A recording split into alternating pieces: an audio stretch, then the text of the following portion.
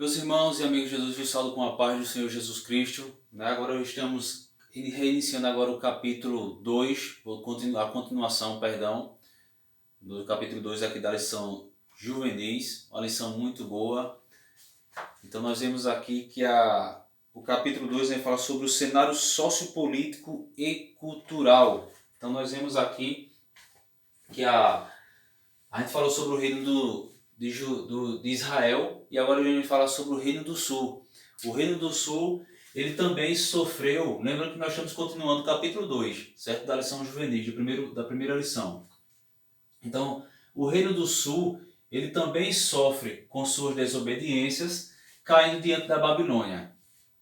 Vocês sabem muito bem, né, que por conta da desobediência do povo ali de Judá, eles vieram cair em 586, começou 605. Na verdade, foi 3 investidas de Nabucodonosor da Babilônia para contra Judá. 605, 590 e alguma coisa, não lembro. 597, não me falha a memória. E por último, 586, que foi a destruição. Foi no período de 14 anos, foi ali 3 investidas da Babilônia contra Judá. Tudo isso por conta da desobediência do povo, certo? E desobedecer às leis de Deus. E nós vemos aqui que mesmo caindo dentro da Babilônia, Jeremias e Isaías, eles anunciaram que depois de um tempo o povo retornaria. Depois de um tempo o povo retornaria sobre o reinado de um homem chamado Ciro, rei persa. Então nós vemos aqui que depois de 70 anos, o Império Babilônico cai diante da Pérsia, certo? E Ciro, ele permite ali que os judeus fossem libertos. Nós estudamos nas lições passadas do trimestre que foi em 3 vindas, foi em 3 momentos que o povo da Babilônia, os judeus, começaram a voltar para Jerusalém. Então nós vemos aqui que Ciro ele não só permite o povo voltar, como também permite que o povo comece a reconstruir a cidade e o templo. Mas uma curiosidade que é muito, muito interessante nós sabermos é que essa profecia de que Ciro deixaria o povo voltar para Jerusalém, dita por Isaías, por Jeremias, Isaías ele profetizou 150 anos antes de Ciro nascer. Então nós podemos ver aqui no livro de Isaías, capítulo 44, onde fala sobre essa profecia aqui. Isaías 44, nós vemos aqui 21, versículo 21, que diz o seguinte: Lembra-te dessas coisas, ó Jacó, e tu, Israel, porquanto és meu servo, eu te formei, meu servo é, ó Israel, não te esquecerei de ti. Fala de que Deus, no tempo oportuno, visitaria ali o povo de Judá na Babilônia e permitiria que eles voltassem ali para Jerusalém.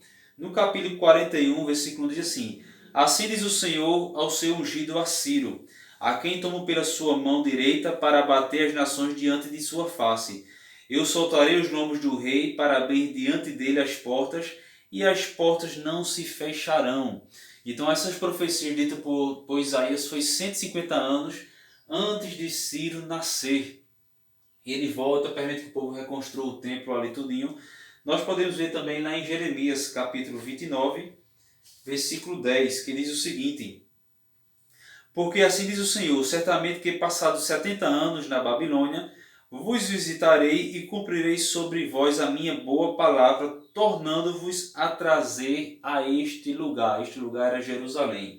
Então nós vemos aqui que Isaías ele profetiza 150 anos do cumprimento dessa profecia. Então nós vemos aqui antes de Ciro nascer, onde ali a gente leu Isaías capítulo 44, nós lemos o versículo 21, mas vamos ler o 28. Isaías 44, 26. Sou eu quem confirma a palavra do meu servo e cumpre o conselho dos seus mensageiros, que diz a Jerusalém: Tu serás habitada, e as cidades de Judá sereis reedificadas, e eu levantarei as suas ruínas.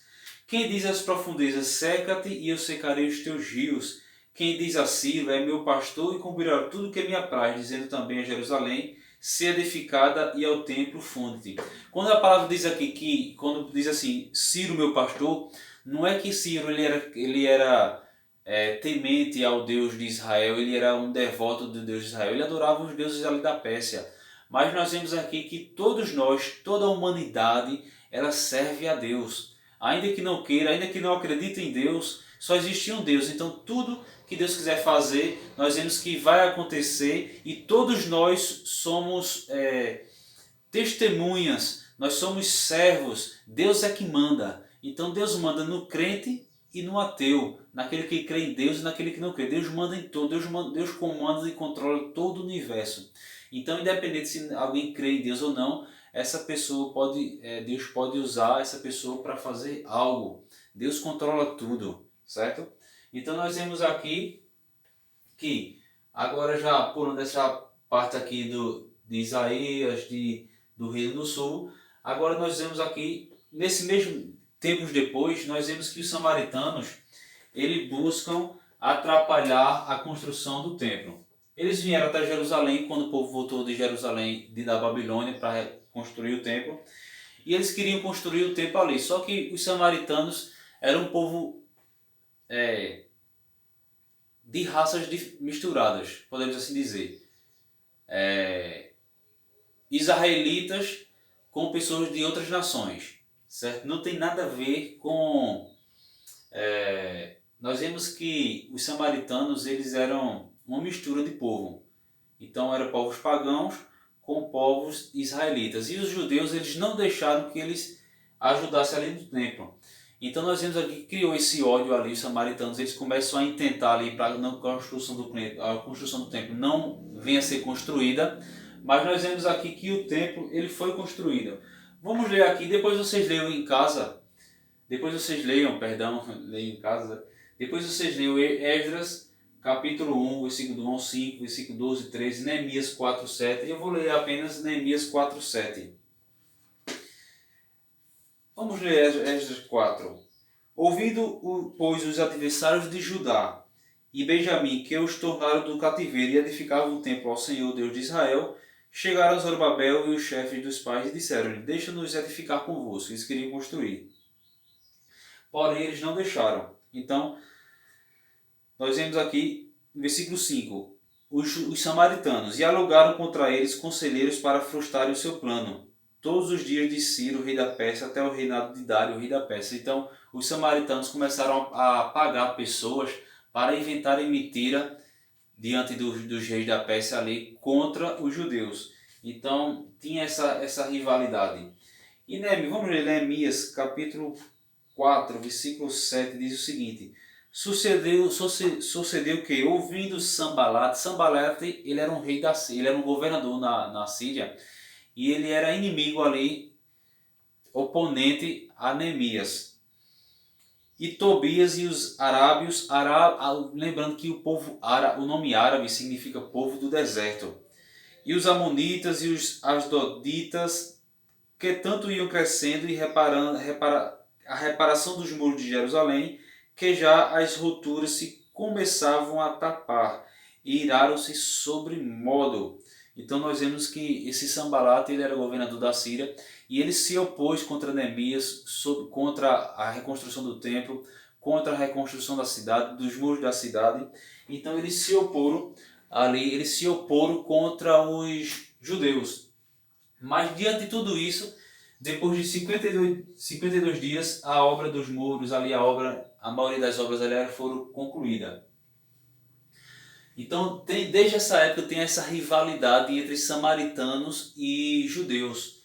Nós podemos ver lá no capítulo 4 de João sobre a mulher samaritana e Jesus, onde Jesus encontra essa mulher samaritana, se não me falha a memória, foi numa cidade chamada Sicar.